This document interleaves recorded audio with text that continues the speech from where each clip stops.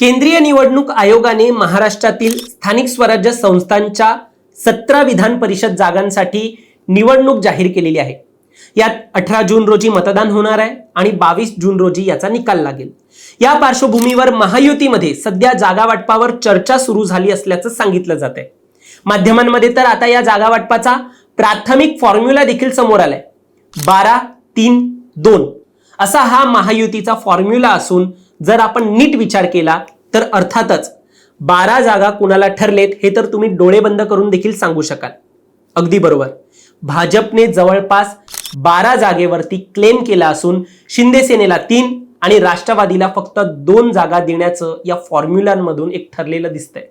आता या एका फॉर्म्युल्याने राजकीय वर्तुळात मात्र जोरदार चर्चा सुरू झाली आहे। एकनाथ शिंदे हे फक्त 3 जागांवर समाधान होतील का हा प्रश्न आहे।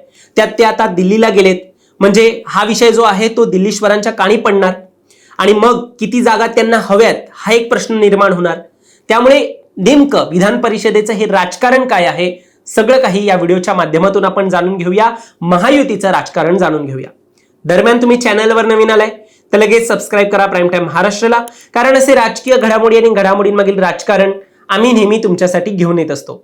माझं नाव ओंकार साळवी आणि या विषयाला आपण सुरुवातीपासून सुरू करूया। तर मंडळी, महायुतीचा प्राथमिक जागा वाटपाचा फॉर्म्युला हा मुख्यतः स्थानिक स्वराज्य संस्थांमधील सदस्य संख्येबळावर आधारित आहे। ज्या ठिकाणी ज्या पक्षाचं संख्याबळ जास्त आहे त्या जागेवर त्या पक्षाचा दावा होणार आहे असा सर्वसाधारण अंदाज बांधला जातोय। राष्ट्रवादी काँग्रेसचे दावे कोणते आहेत हे आधी आपण जाणून घेऊया। रायगड, रत्नागिरी आणि सिंधुदुर्ग मिळून जी बनणारी एक कोकणची जागा आहे ती एक जागेवरती त्यांचा दावा आहे आणि हिंगोली, परभणीची एक जागा आहे। अशी दोन जागा जे आहेत ते राष्ट्रवादीने क्लेम केलेले आहेत।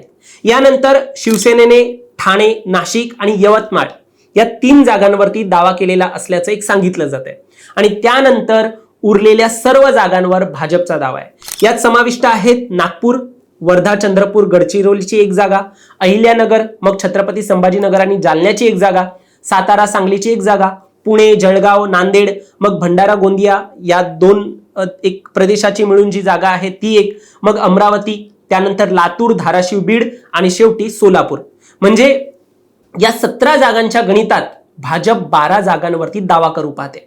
माध्यमांनुसार यातील काही जागांची अदलाबदली देखील होऊ शकते। विशेषतः रायगडच्या पालकमंत्री पदच्या बदल्यात शिवसेना कोकणची जागा ही राष्ट्रवादीला सोडू पाहिल। काही वेब आर्टिकलमध्ये लिहिलंय पुणे स्थानिक स्वराज्य संस्थेच्या ज्या 2 जागा आहेत त्यात महायुतीतील मित्र पक्षांमध्ये उमेदवारीवरून चढाओढ देखील आहे। राज्यात बदललेल्या राजकीय समीकरणांमुळे या जागांवरती हक्क कोणाचा यावर वरिष्ठ पातळीवरती रस्सीखेच होण्याची चिन्हे आहेत। महायुतीच्या समन्वय समितीमध्ये या जागा वाटपावर प्राथमिक चर्चा होईल आणि मग त्यानंतर काही जागांसाठी भाजप, शिवसेना आणि राष्ट्रवादीमध्ये अदलाबदली होऊ शकते। सध्या म्हटलं जात आहे या वाटपा संदर्भात अंतिम निर्णय हा मुख्यमंत्री देवेंद्र फडणवीस आणि दोन्ही उपमुख्यमंत्री यांच्या बैठकीत होऊ शकतो। येत्या आठवड्याभरात या सगळ्यावर महायुतीमध्ये एकमत होण्याची शक्यता आहे। परंतु शिवसेना पक्षप्रमुख एकनाथ शिंदे हे या बैठकी आधीच दिल्लीला गेले असल्याचं एक समोर आलेलं आहे। ते आता दिल्लीवरून परत देखील आले असतील। जागा वाटपाच्या फॉर्म्युलात त्यामुळे ट्विस्ट येण्याची शक्यता आहे। जेव्हा जेव्हा फडणवीस यांचा हस्तक्षेप एखाद्या निर्णयात असतो तेव्हा शिंदेंनी नेहमीच दिल्लीची खेळी केली असल्याचं आपण पाहिलेलं आहे।